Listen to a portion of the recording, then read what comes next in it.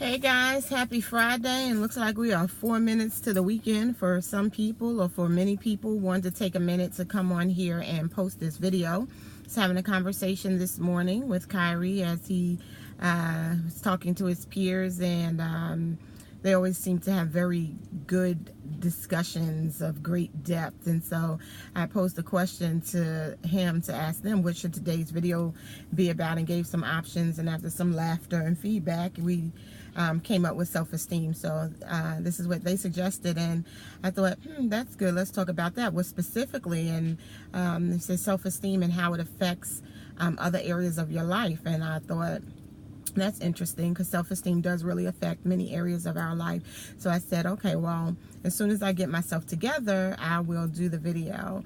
I had to run out and take care of something, and so I was like, once I get myself together, I'll get over there, I'll go ahead and do it. So once I got settled, a couple of hours later, I went to, I talked with one of my good friends and learned that yesterday her daughter was called ugly. And I said to myself, after the discussion, I was like, let me hurry up and get up and post this video, because it's just so important that we talk about having a healthy self-esteem and that we pass it on to our children, etc. So I did what I always do before I post a video. If needed, I got up, I grabbed my makeup bag, which I took with me where I had to go, so that I could put makeup on so I could do a video, and I'll post a picture. But when I walked into the bathroom to put the makeup on, I thought to myself, wow, that's really silly. You're putting on makeup to do a video. What does that say about your self-esteem? And so I thought about it, and I was like, it just says that I don't feel comfortable unless I have on makeup. And so I went to continue putting on my makeup, and it's almost like God was like, oh, but that's hypocritical. You're going to really talk about self-esteem. I don't think that makeup is what you need. So I was like, okay, God. And I went on to, go with what's next. And so then I went to get my glasses, and I put my glasses on, and I was like, okay, now I'm ready. And I realized again that the glasses were indeed doing the same thing that the makeup was doing. They're covering my face. And so I typically, for a very long time, have leaned on the makeup. For as soon as I was old enough to wear it, I began to lean on it. And now that I'm old enough that I have to wear glasses, I begin to lean on them. And so I think it's important that I say that, because while I thought that this was just some vague discussion that was suggested to be had, I realized the impact that it I continue to realize the impact that it has on me. So if you know me, then many people always think that, I have this larger than life personality, and that I'm so willing to, talk to people, or they can't even imagine when I talk about self-esteem that I've always had low self-esteem or low self-worth, and that I've struggled with it. Some people who know me closely or intimately, they're like, okay, I could go with that. But then there are some people who are like, what, really, you? And I'm like, absolutely. When people used to ask me to sing, people always thought I would be so quick to sing. Yet if you know me, you know that I absolutely don't feel that singing is my strength, and I almost would be sick to my stomach each time I had to sing or lead a song until it was over. There were times when I would sing lead at church, and my husband, Kyrie, would say to me when it was over, like, you look like you just wanted to throw the mic down. As much as I know that I was singing to the glory of God, I was so nervous and always so afraid that I never was really able to let God use me through song, because I was always afraid or ashamed of what people thought of me when I sang. And so when people learn that about me, they're like, oh my gosh, really? I'm like, yeah, you can put me in front of 5 million people to sing a solo, and I feel like I want to take my life.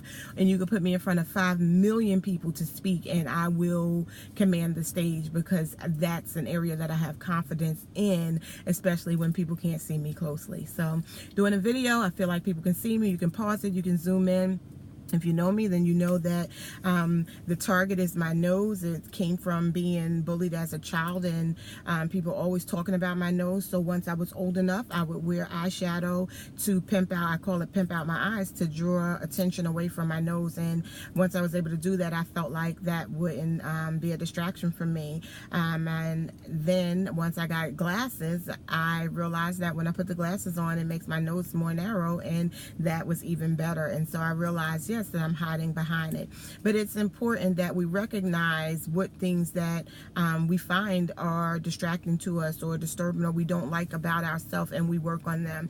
Having a healthy self-esteem is really critical to having healthy relationships, having great success in life, being able to set goals and achieve them, because it also helps you to believe in yourself. So when you're dealing with low self-esteem and low self-worth, it's important to get to the core of why that is. What is it that has made you not feel good about yourself, that has made you not love yourself, that has made you look down on yourself and be disinterested? And often once you trace it back, you're able to see what the core of that is. And so for me, when I look back over it, I recognize there were so many different patterns and variables of what has shaped me into that. But once I learned that I chose to find the things that I loved about myself and really just run with those, I was able to really do better. And then I really learned that self-esteem wasn't really about self, because if it was about self, we wouldn't be worried so much about what other people thought and what other people felt about what we were saying or doing or how we looked or how we dressed. And it really is making up your mind to decide that you're enough and that you love you enough. And hey, these things are great about me. Maybe I don't like this about me. If there are things you don't like about you, then identify them and decide, is it something you can change? If it's something you can change, work on it. If it's not something you can change, accept it and move forward, because you were created by God and He makes no mistakes and everything He makes is good. And so once I matured in the Lord and I realized that I am fearfully and wonderfully made in Christ, I realized that God made me and He created me in His image. And so every flaw, God knew it, and it's for a reason. And everything that's wonderful about me, God knew that and He made it for a reason also. So those are things, that's a little bit about me and how I, manage day to day with some of those esteem issues. I am coming out of myself. Maybe moving has something to do with it. If I lived in Jersey or Maryland, where I know so many people, I probably wouldn't be caught dead walking around without makeup, because I'd feel like I wouldn't want them to see me.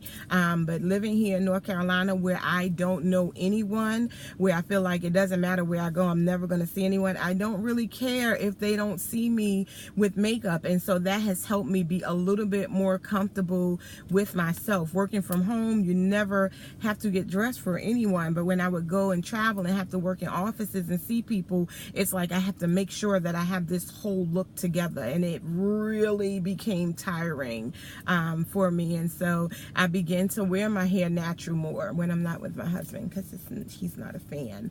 But I began to embrace my little, as he calls them, silly twist, or dear sweet Corrine twist, and it just is what it is. But your self-esteem affects so many things. It affects how you move. It affects how you interact with others. It affects how you let others treat you.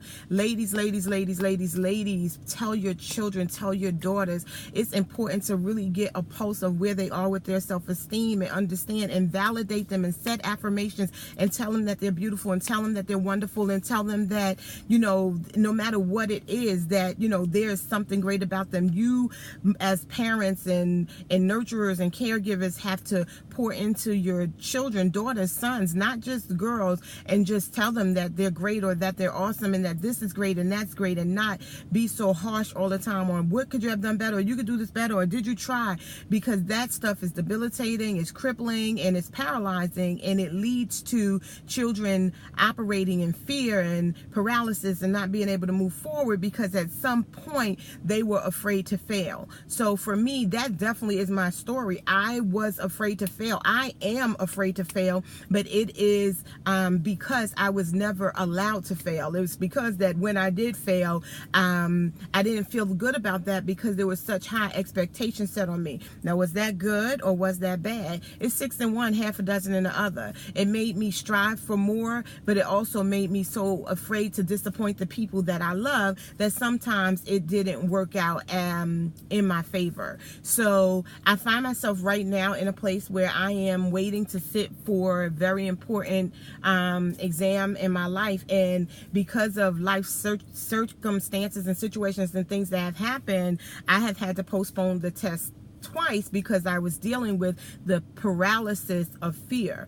And in dealing with that fear, it really, I guess, goes right back to the esteem that, you know, I'm not good enough to pass this test, and I don't know that I know it, and no matter how good other people say I am or how much they think I know, I still don't know it. And I realize that I'm frozen in this fear and this I'm paralyzed and debilitated and just don't seem to be able to move forward from it. So I want you to think about some ways to encourage yourself and encourage one another and encourage your children, the children around you, your neighbors, your, you know, people that you pass in the street. Just say hi, just say hello, just give somebody some type of love and pass it on. So I pray that in this, because I know I'm going to talk more about it. This video is long, so I have to do some snippets so we can follow up, because there's some feedback that I got and different things and how-tos, and I want to be able to address them.